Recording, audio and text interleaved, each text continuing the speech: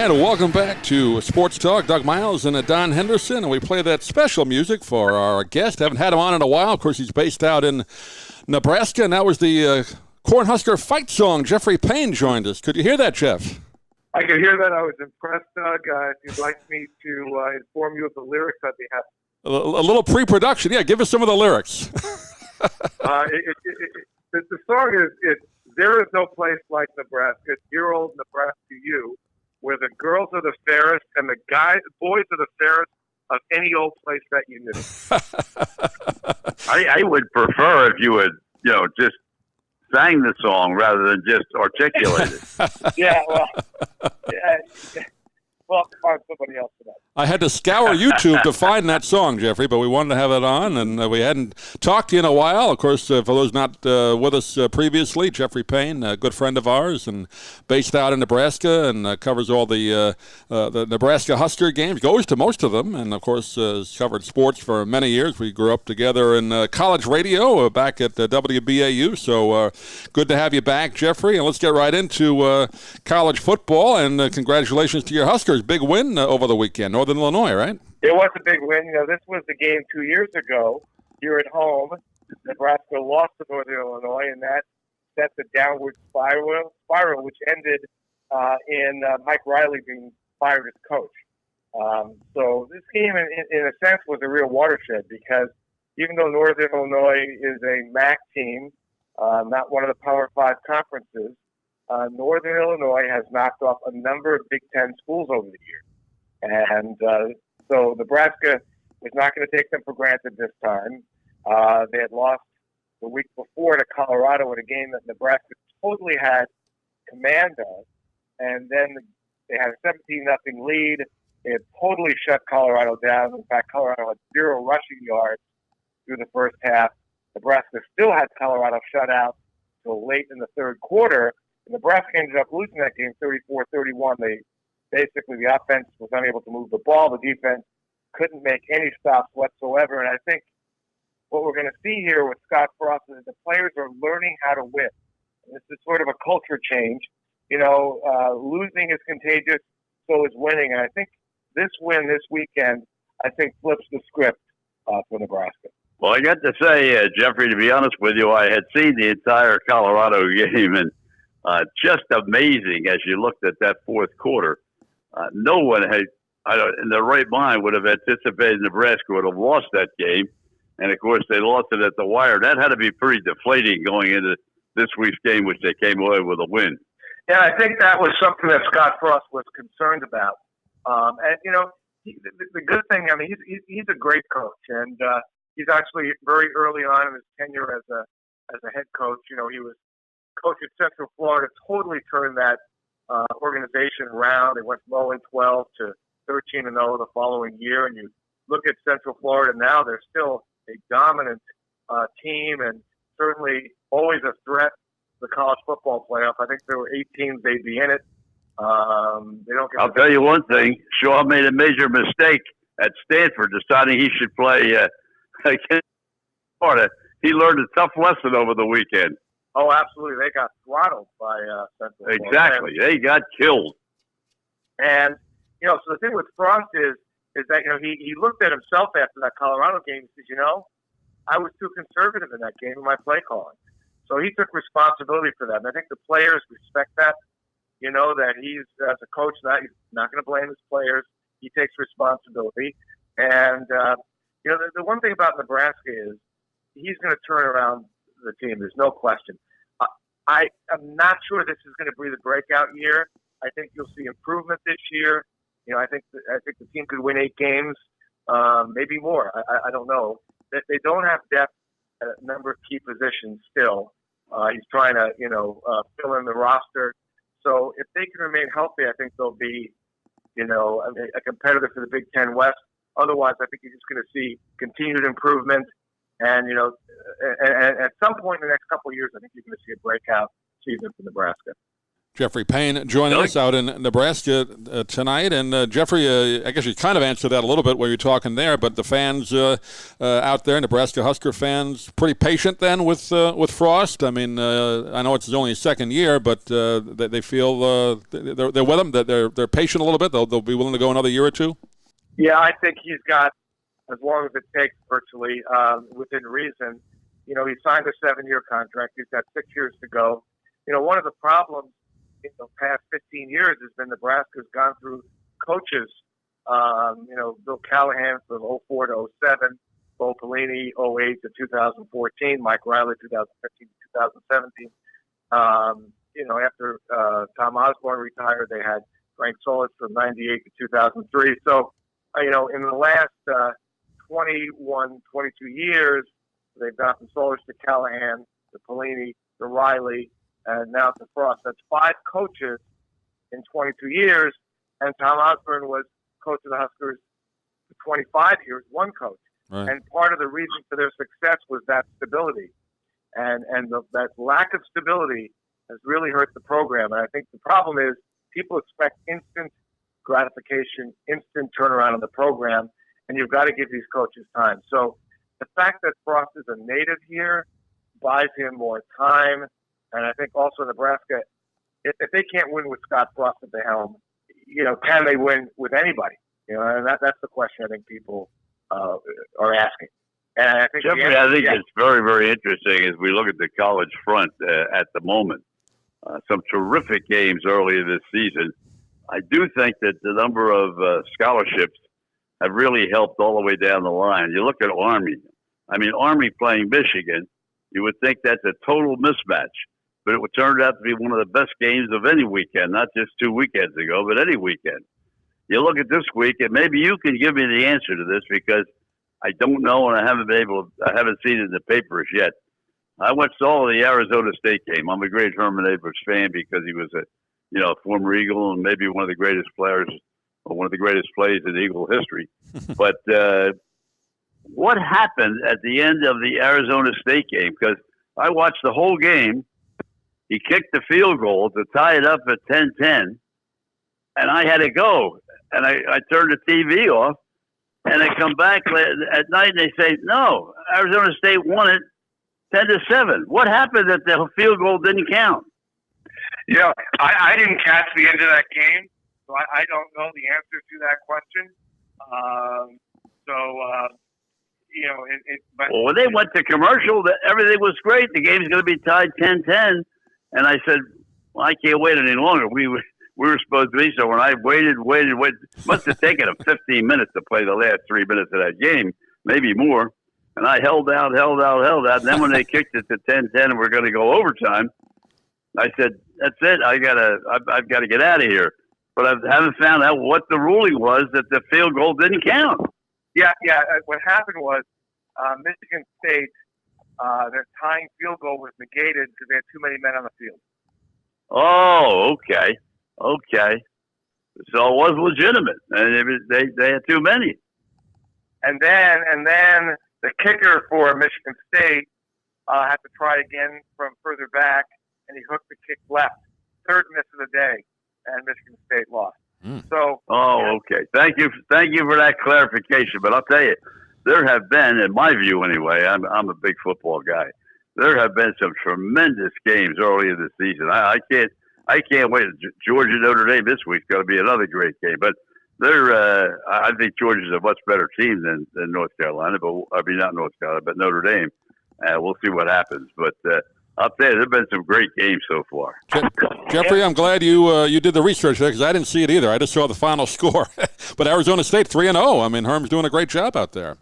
Well, he started off great last year, and then he hit a little bit of a roadblock. He got to a bowl game. Right, the Las Vegas Bowl. Arizona State's been in desperate shape for years, and everybody laughed when he took the job. But he's gotten off down to a 3-0 start this year, and it looks like he has some talent out there. But as I say, Jeffrey, maybe you disagree. I've never been so many great games to watch. It's incredible. Well, there are lots of great games. I mean, parity, as you mentioned earlier, there are 85 scholarships. You know, that cap has been in effect now for a number of years. Right. Strength and conditioning, all the programs have caught up to where Nebraska had been. I mean, Nebraska had a decided edge, back in the 90s, and that's all equalized. So all these programs have, great strength and conditioning programs now. And you have, coaching trees where, coaches that have been mentored by some of the great ones, and they go on and they have success. So you're looking at many, many teams that on a given day can win. Now, I do believe there are 4 teams that are set apart from the others. They are, and maybe 5, but you have Clemson, Alabama, Oklahoma, Ohio State. Now, Georgia and LSU, you could probably put in that category. We'll see how things go. Maybe a half a dozen teams. But I think there's a break from those 6 or so down. I agree. I'll tell you, I agree with you about LSU. I saw them play Texas in the first game, and they played at Texas. And, I was really amazed that they were able to, come into Austin and win that game. So they made a major step up, and they've got a quarterback that threw for 365 yards against Texas. He had a great game.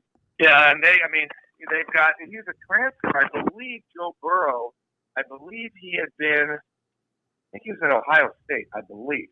And I'm going to check that as we speak.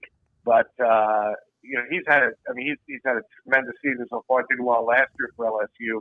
So, obviously that's a key position. Jalen Hurts for Oklahoma, transfer from Alabama. Right. This will be his only season in Oklahoma, and he could end up being a Heisman candidate. So, just a lot of great players. A handful of teams, or a couple of handfuls of teams, are a notch above the rest. But it's very competitive, top-down college football right now. Doug? Jeffrey Payne joining us, our college football analyst. Also NHL. We'll talk a little hockey at the end as preseason getting set, or at least training camps for the NHL. But just kind of continue, Jeff. I know you follow the Big Ten out there and those big Midwest schools, but a bit of a surprise, I guess. Temple, Don, I guess you'll comment on this. Temple beating Maryland. That's a big win. I saw that whole game. That was played right here in Philadelphia. And I'll tell you, nobody anticipated that Temple was going to win that game. Maryland had gotten off to a great start in their first game. I don't know how much chance you had, Jeffrey, to see that one because that was in Philadelphia. But I'll tell you, Temple took it right to them. It was an outstanding game.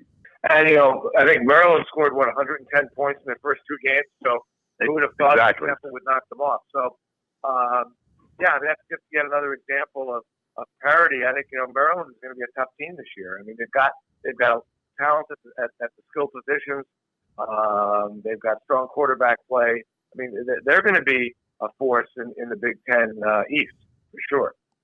Clemson, of course, goes up to Syracuse and crushes them up there. That was not going to be. That was a mismatch to begin with. But Alabama on a roll, so everybody's thinking it's just going to be those 2 schools again. Jeffrey, anybody that you've seen or you kind of keep an eye on that could probably get in that Final Four? Maybe people don't expect. Maybe get some new blood in there.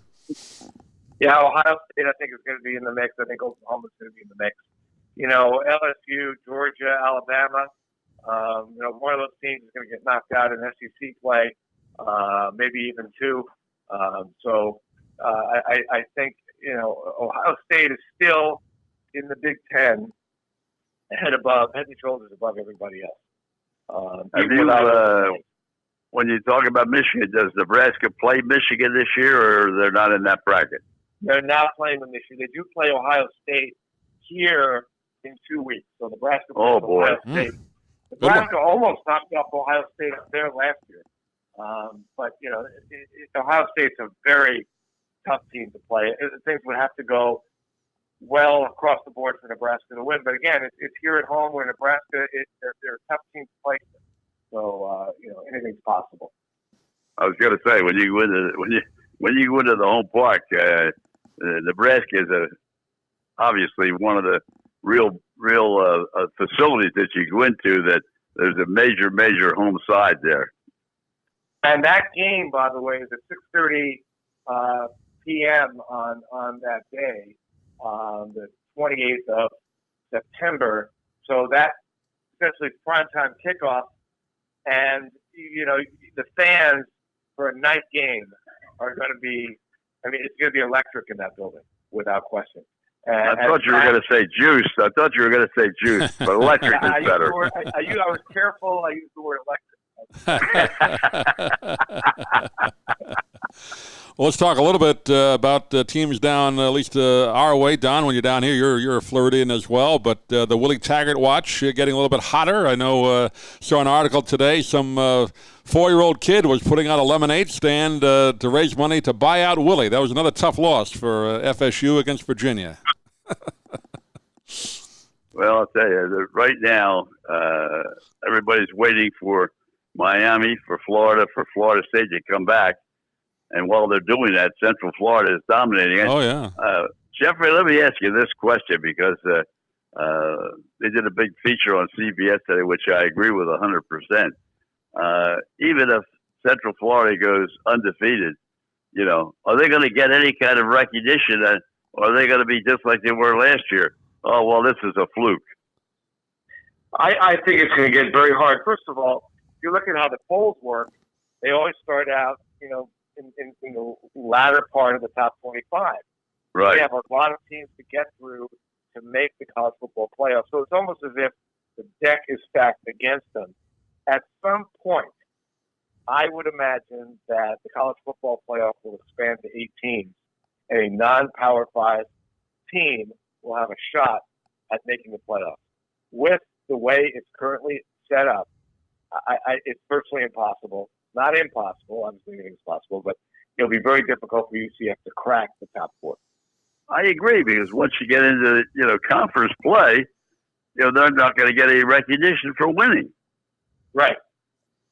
It's such a weak conference. No disrespect for some of the schools in there, but the American Athletic Conference is kind of the remainder of anybody who couldn't get in those other conferences. So you play some weak teams, and it doesn't get any respect. USF's also in that conference. So. Right, and that doesn't help in terms of the quality of your opponents. You play a Big Ten schedule; it's different. As Scott Frost is finding out. Obviously, he's fully aware of this. The renovation or project here at Nebraska is more challenging than the one at UCF because the competition is that much better. Correct. Well, it's almost like Rutgers. Rutgers is almost a non-factor. To me personally, they just shouldn't be in the Big Ten because there's no way that they can recruit well enough to be competitive. The academics at the university are not going to allow them to make, numbers of changes to allow kids to come in. And if they do get them in and they can't maintain the academics, they're not going to play. So to me, Rutgers has no chance to be a factor in the Big Ten. And they are the bottom team among the Big Ten football programs. What's interesting, though, there are a lot of great football players in high school from New Jersey. In fact, absolutely. One of them is Jonathan Taylor, running back for the Wisconsin Badgers, who already in 2 games has 8 touchdowns. And he's from New Jersey. Saquon Barkley, also, I believe, from New Jersey, is now a Giant, playing for Penn State. So, if Rutgers could keep these players, might be a different story. Yeah, I saw him a couple weeks ago when Wisconsin was down here to play USF, and he had a field day. He scored 2 touchdowns pretty quickly in that game and caught another 2 passes for touchdowns. So, he's a great talent that you just can't keep him in the state up there, right? I mean, why would you go there if you can go to a Big Ten school or out west or down south? That's the exact same problem that Maryland has, too. The reason that they can't, at Maryland, the reason they can't consistently have competitive teams in the top 15 in the country because they have Penn State to look at. They've got Pitt to look at. They've got so many schools that are dominant. They've got Ohio State to look at. And it's very, very difficult to keep a young man who is an outstanding player in a place like Rutgers because they know they're not going to get enough surrounding talent to make them a chance to win. You're right. And why would somebody risk that? They're going to say, right. Place where I can play, get recognized, play for a winning team. Greg Schiano was the coach at Rutgers and had success there. He was the he did. Yes, he did. But it was again very limited. He by the end of his tenure, before he left, he was competitive. You're right. He was competitive, but only to a certain degree. He would play a schedule where the first three teams of the season would be, Buffalo and so forth to build the momentum. But once he got into the Big Ten, it was Katie bar the door. Right. He's been bouncing. He's been bouncing around since. I believe didn't he turn down or he left the Patriots last spring, right, when they hired him, and I haven't heard since what he's doing. Right? Didn't he leave for personal reasons? So he's had a rough last few years. Yeah, he was with Ohio State last year. He right. coached with Urban Meyer. I'm not sure exactly what he's doing at the moment. They made a terrible mistake when they at Tennessee. I mean, Tennessee is a disaster anyway, but they made a terrible mistake when they decided, because of something that happened at Penn State 10 years ago, which he had nothing to do. It was the Sandusky thing. Yeah. But he was like a first or second year coach. He had very little responsibility, nothing like he has at Ohio State or he had at Rutgers. And to bring all that up and say, well, we're not going to give you the job, to me is ridiculous. Yeah, those are well, it's interesting about that because, basically there was a whole social media campaign that was directed against Schiano. And just merely because he was in the building, part of the coaching staff. Yeah, he was in the building. And officials from both Penn State and Ohio State, where he went to subsequently, said basically he had nothing to do with that scandal. So that's terribly unfortunate. Oh, absolutely. Between the media and the alumni, they just drummed it right out. I mean, and the University of Tennessee did not have the courage to step up and say, "Hey, wait a minute, we're in a disaster here. We have no athletic director, we have no coaches, and look where the team is today. I mean, they're still in a disaster." Well, their biggest mistake was getting rid of Phil Fulmer the way they did. They haven't been the same since. I know they brought him back kind of as a consultant, but that was the beginning of it all, wasn't it? When they just got rid of Fulmer about 10 years ago. Correct. They have not been the same. It's really interesting, when teams, cast aside coaches who've had enormous success, their successors oftentimes struggle. Right. And the fans say, well, we expect more, or we want more than what we've been accomplishing. And sometimes it's easier said than done. Well, Tennessee was one of the great programs for 25 years, 30 years. I mean, no question about that. I mean, you're in the heart of real college football down there in the South. And they were a dominant team for so many years. But just as you indicated, that's exactly what happened at Nebraska. They had a coach that was so dominant, and then they tried to replace him, and they haven't been able to find anybody yet that's done it. Yeah. No, and as you know, coaching is critical. I mean, first of all, you need the talent. There's no question. You're not going to win without talent. But, the coaching piece is absolutely essential. You look at, I always choose him as an example, but Bill Snyder, who retired at the end of last season with Kansas State, he did not have the talent of many other programs, but he completely turned around the losingest college football program in history, turned it into a consistent winner. But Jeffrey, he did that twice. He did it the first time. Right. Then he stepped down, and then he came back, and he did it again. And what is he, 70 years old? Right, correct. They brought in Ron Prince to replace him, did not do well, brought Snyder back, and they played extremely solid, fundamental football. Few mistakes, few penalties, few turnovers. You do that in a college game, you're going to win games, he relied heavily on junior college players. He was able to fill gaps with his skilled players, in various ways. And Snyder was enormously successful. But, again, if you don't have that, like, for example, here at Nebraska, I'll give you an example. Mike Riley, in his third season and final season, decided to go with his Pac-12 passing offense. Now, maybe, before he got here, Riley had not been to Nebraska, but that does not work in November. You've got to be able to run the football in November because you get some pretty dramatic temperature swings in November. You're not going to be able to play when the wind chill is -10 by throwing the ball around the field. And Nebraska completely unraveled in Riley's final season. His first 2 seasons, he had a carryover quarterback from Bo Pelini and Tommy Armstrong, and Armstrong was predominantly a running quarterback. And even though Armstrong got a lot of criticism for the interceptions he threw, in Riley's next to last season, Armstrong won 9 games for him. So, you've got to match the skill to the conditions and the climate that you're coaching in. And again, this is not the SEC. This is not the Pac-12. This is Big Ten football, and you've got to be able to run the ball and establish the run and stop the run first. And Riley was unable to do that.